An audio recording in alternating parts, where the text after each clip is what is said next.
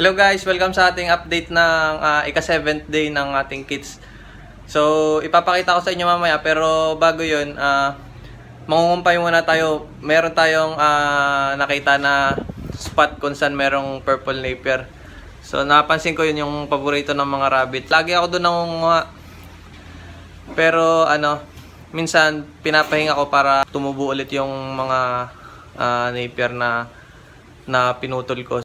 And guys, bago tayo pumunta ron sa kukuhaan natin ng damo, huwag nyo kalimutan mag-like, comment, and subscribe. Kahit huwag nyo na i-share, pero mas maganda kung i-share nyo kung nakatulong talaga sa inyo yung video para makatulong rin tayo sa iba. So yun lang guys, huwag kalimutan mag-subscribe. Subscribe. Pindutin nyo yung subscribe. So tara na! So guys, papunta na tayo dun sa lugar kung saan merong purple napier. Pasensya sa hangin, medyo mahangin ngayon, pero maganda ang panahon. Bale, dito lang rin yung sa loob ng subdivision namin. Nag-ikot-ikot ako, nakita ko yung spot na yun. So, yun lang, drive muna ako ng motor. Balita ko kayo mamaya.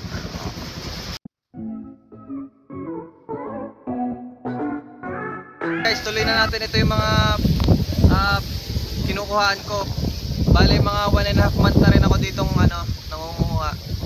Ayan, pinapatubo ulit natin. Mga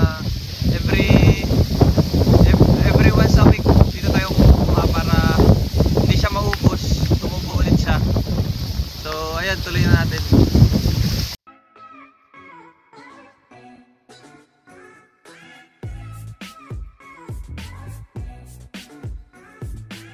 Para sa rabbit guys, medyo malalim na tong part na to. Kumapal lang yung damo. Kaya ingat-ingat tayo pag nangunguha tayo ng damo. Ingat-ingat sa mga ahas.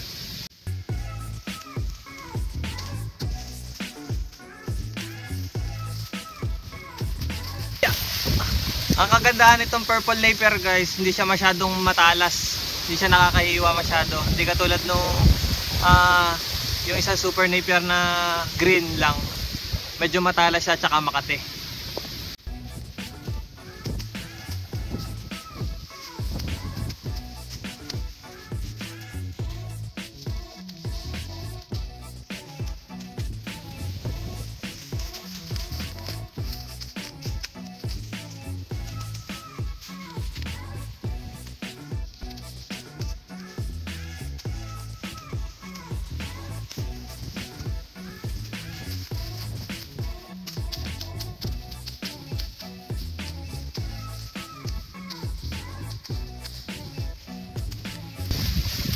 Ayun guys, ang dami na agad.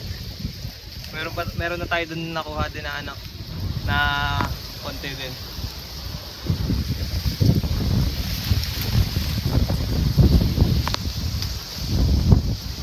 Bali, plano ko ubusin na to ngayon para pagbalik natin next pagpahingahin siguro natin tong spot na to ng 1 month para dito na lang ulit tayo mga sa medyo bungad. Kasi medyo lumalalim na dito eh.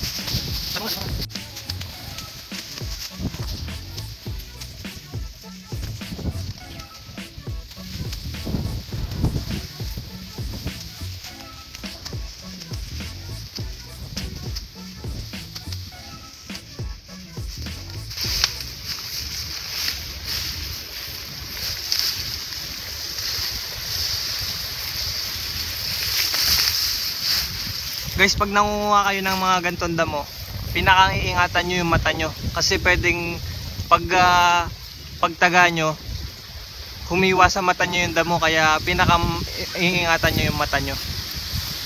Mataga na yung daliri nyo pero wag lang yung mata nyo.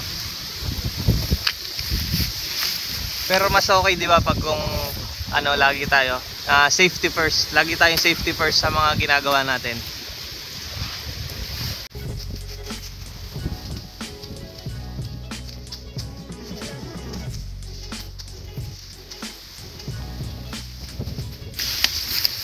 So ayun lang guys, tama na to. Uwi na tayo. Tara.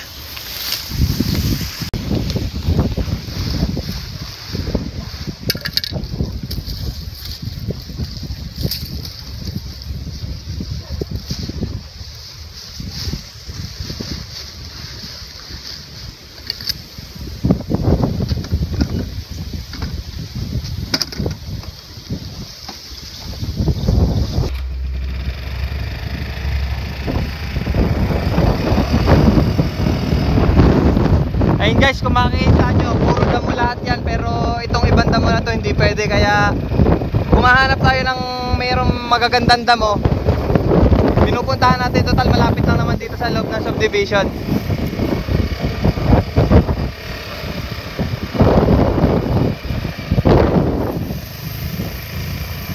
Ito guys, yung isa sa dahilan kung bakit pinush ko yung pagrarabit. Dahil unlimited tayo sa damo sa laki nitong ano na to. Sa laki nitong subdivision namin na tinitirhan namin. Sobrang daming damo. Ayan guys, kung makita nyo, yan mga yan. Tutukan mo ulit. Yan guys, mga yan. Kinakain niya ng rabbit. Saka ito. Yan.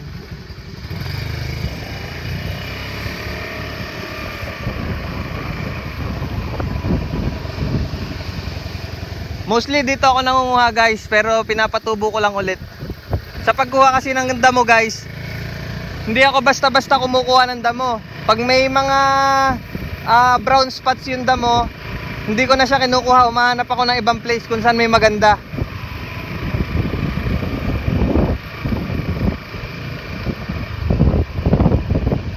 Dito rin guys, nangunguha rin ako dito.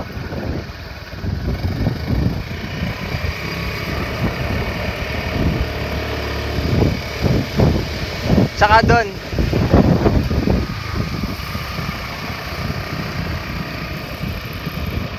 Makain sa rabbit?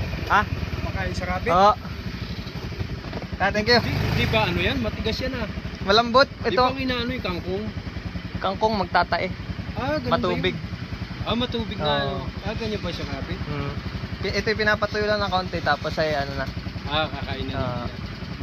Kala ko mali yan sa ano, sa lalamunan.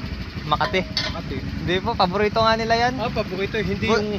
Buti nga't nakakita ko ng kulay ganito. Hindi yung kangkong? Hindi. Yung kangkong minsan-minsan. Minsan na lang. Dito madaming kangkong kaya may pati kay Mayor. Saan po? Yan pang inaano pala ng rabbit. Yan mga yan, mga... Mga ganito ano? Oo. Kalahi. Ay mas maganda yan, pula. Paborito nila. Saka hindi makati. Pag kinukuha, hindi matalas. Hindi makati? Diyan ako nangunga dati. Ginras cutter naman ang ano. Ayan. Sobrang kapal na kasi.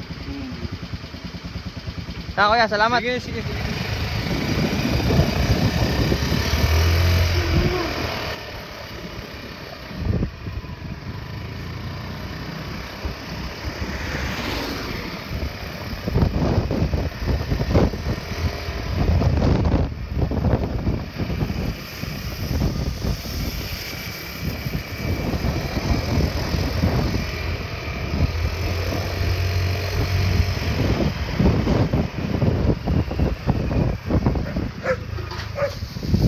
Ayun guys, pagdating dito,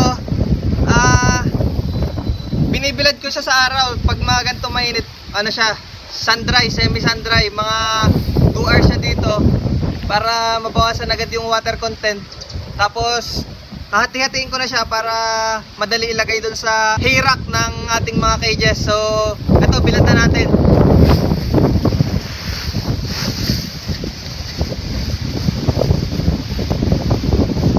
Guys, good for 1 day lang to.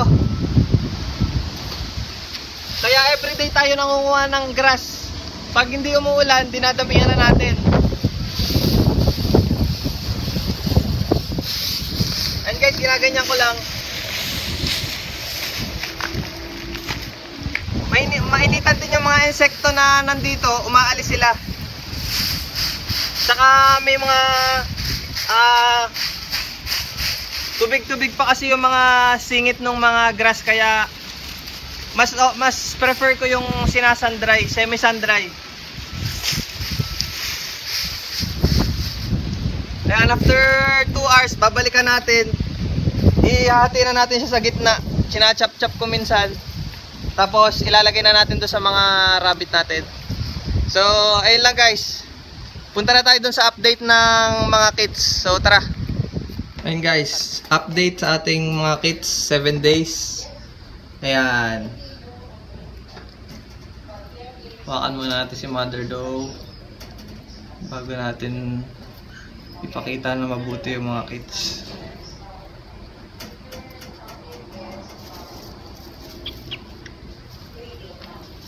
Ayun guys, ang laki na niya.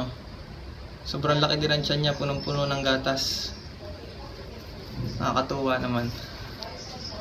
Nakakatuwa sila guys, ang cute nila. And mas kita na yung haba ng balahibo nila. Ayun. So yan na guys, yan na yung ating update ng 7th day.